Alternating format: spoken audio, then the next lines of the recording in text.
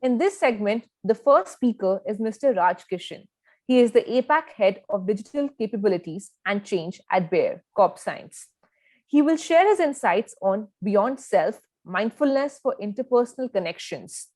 He carries 17 plus years of experience in different areas of human resources, along with additional experience in cross functional roles in business strategy, office of the CEO, and leading culture and change initiatives during and post M&A integration. Over to you, Raj. Thank you, Brinda. And thanks, everyone. I just want to check, am I audible? Yes, you're audible. Super. Let me share my slides. Just give me a second, please.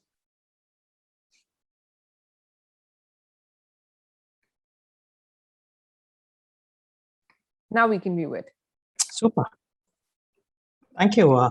Thank you, Brinda. Thank you, Sapan. Thanks, team. It's an absolute pleasure to be here today. Like some of our earlier panelists mentioned, the fact that we've been able to assemble, I think, a group of people who are passionate about mindfulness is incredible. And I feel like I'm part of a tribe that, and it's good to be home in a way. So thank you. The topic that's been given to me is, mindfulness beyond the self and mindfulness for interpersonal connections. And though I've done a lot of work, I've been a practitioner myself, and in companies that I work with, we've done this work at Bayer. We do mindfulness work across the globe too. I felt it was pertinent for this conversation for me to use some of my perspectives and personal experiences to make it more authentic. So I'll try and do that in the next 10 minutes. Last Friday, as I was preparing for this, I had an interesting experience that kind of rang true on this topic. So I had a long work week, I was fairly tired. I had a conversation with Sapan, who gave me some insight on what he'd expect me to speak of here. And I stepped out of my door, looking at the phone. I was doing some, research on articles on mindfulness and interpersonal connections. And I went out. My daughter, who's 3.5 years old, was sitting in the living room. She was excited to see me and started telling me stuff about her day at the park, etc., etc. I kept nodding. I kept reading. I think we're all smart enough to keep engaging at the right moments, and said, "Wow, that's wonderful," and continued. And that lasted for about 3 minutes. And then she looked at me and said, "Dad, can you please throw that useless phone of yours?" And she had my attention. I thought it was quite pertinent to bring that conversation here because we're talking about mindfulness and interpersonal connection. The only solace I have is, I was able to connect into a superpower that I have. Quite honestly, all of us have, which is the ability to be present. I put my phone away. I spent the next 30 minutes with my daughter trying to be as present as I could. And I enjoyed that time, and so did she. Like I said, I don't think I'm alone when I talk about going through an experience like this. We're going through what I call a connection crisis. We have more smartphones than there are people in the world. I can bet my life most people on this group are sleeping with their smartphones. There is a war for attention. There's Netflix, Hotstar, Amazon, family, your hobbies, your work, your health. And I think I pretty much know that I'm not winning this war for the attention. There's also an increase in loneliness as we spend more time with tech. And I lead digital transformation, don't get me wrong. I think tech has a role to play. It was supposed to give us more time to pursue what we wanted to do, but I think it's starting to, also impact some of that. And my younger sister is a psychologist, and she counsels. And the number of people who have been reaching out to her for help has gone manifold in the past 12 to 18 months. And what's fascinating is a lot of people seem to be lonely in a crowd too. So they're at home with family. It's not that they're alone in an apartment staying alone, but loneliness is an issue. And I call it a crisis because we're hyper connected online, but we seem to be very poorly connected offline. And that, I think, is the sign of our times. And I think it's a crisis also because it's not how we're built to be. There's enough research, and all of you know this intuitively. So I'll be preaching to the choir here because each one of you can experience this. There's been a long study done by Harvard for about 8 years with the class of 1938 called the Grant and Gleck study that looked at what factors contribute to a life well lived. And after studying these Harvard graduates for 8 years, they recognized that it's not the money you make, it's not the position you've held, it's actually the quality of your relationships that make a difference to your longevity and well-being. And the same thing came through with research that National Geographic did with what they call the blue zones, where they studied areas where people lived the longest. And there are a bunch of reasons, but I've underlined a few, which is strong social connection, strong family ties. They're not human doings, they're human beings. They have time to not rush and engage with others. And I think what research and our experience in the past 18 months and intuitively what we know also tells us is we crave connections as individuals. Our lives at home, work, and community are interconnected socially. And that the quality of our life is very intricately linked to the quality of our relationships. And I think if there's one thing we've learned in the past 18 months, we're willing to even risk our own lives and catch a virus to go meet the people we love. And I think that's quite telling of what it means to us. So as we bring together, I think the crisis of connection that we have and our need to connect, the question is, what can be done? And I very humbly offer mindfulness as a tool here. It's one of the tools. I think the earlier conversations and presenters have done a fantastic job on what mindfulness means. So I'm not going to spend too much time on what it means, but I love the definition that John Kabat-Zinn has. But I'm going to focus on the presence, being non-judgmental, and paying attention, right? And there's again some very interesting research on what interpersonal mindfulness means. And if you're able to be mindful in your interpersonal relationships, here's what it does. You typically listen to others with a little more attention. And hopefully you are, as we're going through this mindfulness program over the last summit or the past couple of hours. We tend to be present, centered, and aware of our relationships and the emotions that come through the relationships. We're more open and accepting of whatever we experience. There were a couple of questions earlier in the first panel on what it means to have biases and inclusion. I think genuinely mindfulness is an incredibly radical tool for inclusion because you accept people for who they are without bringing your own biases into the conversation, and it's work. It's not easy, but it's work. It also enables, if you're mindfully in your interpersonal engagement, you self-regulate a lot more about your own state, and you respond rather than react.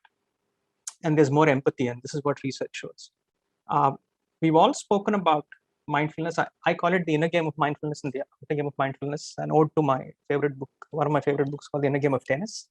We've spoken enough about the inner game of mindfulness. So I'm going to focus on the outer game, and I'm going to take the workspace area because that's what a lot of professionals here are focusing on. If I asked anyone, and this is again some research here on what does a meaningful work relationship mean, and we could add more if you'd like, but if I'm in a meaningful work relationship, I feel heard and valued. I felt that somebody cares for me genuinely. There's an empathy in the engagement that I have with individuals. I feel psychologically safe. And all of these, trust is an outcome. So there's also trust over a period of time that builds. And if you think of the incredible opportunity that mindfulness gives us, by being fully present and listening deeply, we can create this feeling of individual on the other side being valued and heard. By being self-aware and aware of what others are, I think there's an opportunity to be more empathetic than we otherwise would be. By being fully present, non-judgmental, and accepting individuals for who they are, I think we can care and create a psychologically safe situation and an environment for individuals. I love the idea of a beginner's mindset because it means you don't carry baggage. It's a mindset of innocence that you bring in fresh every time you're engaging with individuals, and empathy and ability to respond. So when I was even doing this research, and I know folks who practice know this intuitively, but there's an incredible opportunity that interpersonal mindfulness gives for us to be able to create meaningful relationship at work. And I know the panelists later will talk about what it means for leadership, but think of the engagement you can create. Think of the opportunity for individuals to feel like they want to turn up and work for that group or the team. I also thought it would be good for us to try and put this to work a bit, right? So I'm going to invite each one of you to reflect along with me. Feel free to type in your thoughts as this is going on if you have any thoughts, but I'll keep this super crisp and then close. I'm going to present a couple of scenarios, and I want to ask you, do you think there's an opportunity to be a little more mindful? And there's no right or wrong answer. All of us do the best we can. I don't intend to make this black and white, but just reflect, is there an opportunity to be a little more mindful? Uma had a personal emergency that meant she had to leave office earlier. She rushed to her manager Sandeep's cabin to inform him of the same. Sandeep said it's absolutely okay for her to leave and said a quick take care, while he didn't even take off his eyes off the computer. There's nothing wrong here. He let Uma go. He also said take care. The question I have for you is there an opportunity to be practicing interpersonal mindfulness a little more here? And you could just reflect, take 3 seconds or 5 seconds and reflect. And if you want to type your answers in, you can do that. But if not, but I just want you to think of it, right? I think there were some opportunities for mindfulness application. The ability to be present. Imagine when somebody said, I have a slight situation, I need to go home early. Just being present and listening to them makes a world of difference. Empathy and compassion, it's a personal emergency. The opportunity to ask what was wrong, or I hope all is all right, and just keeping it that as an opportunity. And thus, very directly, indirectly respect, right? Which is how I feel, do I feel valued and heard? That's one. So let me give you scenario 2. Steve was an introvert and didn't like public limelight. When his manager suggested that Steve go up on stage to receive an award that was going to be announced, Steve politely said, I'm fine, thank you. The team won the award. The manager was called on stage. And the manager felt Steve did a lot of the contributions. So he surprised him by calling him on stage, saying, come on, come take this award. Again, intent of the manager is to give credit, right? Intent of Steve is to stay there. Was there an opportunity to be more mindful? Again, the answer is, I think, yes. And that's the superpower I'm talking about, right? You can be mindful in everything, I do, you do, and kind of take it up a notch. So I think the opportunity to listen deeply. Steve said, I don't want to go. Awareness of the emotion and my emotion, the other individual's emotion. As a manager, I might feel the best way to give credit is to have someone, be recognized publicly. But that is my thought I'm bringing to the table, where Steve is saying, I don't want to go. So there's no right, wrong again, but just for you to think of. And not judging Steve for not wanting to go up, and being inclusive and saying, okay, I'll let you be, but I'll ensure that you get recognition in some other fashion. Possibility. I'm talking possibilities here. Third, Nikhil and Jyoti, so Nikhil felt that Jyoti always was being competitive and would always, kind of give inputs to, put him down. Nikhil started presenting, Jyoti made a couple of points, and Nikhil suddenly felt, here she goes again, and started pushing back quite strongly. Again, opportunity to be mindful. There's baggage that was brought by Nikhil. And here's the beautiful thing, right? If I'm mindful that somebody is going to undermine or create conflict, I can be prepared for it. But did Jyoti bring a point to put him down there, or was there merit in the point? And I think that's something that one can be aware of without bringing the lens of baggage. Beginner's mindset, taking a stance of innocence and listening to what Jyoti had to say.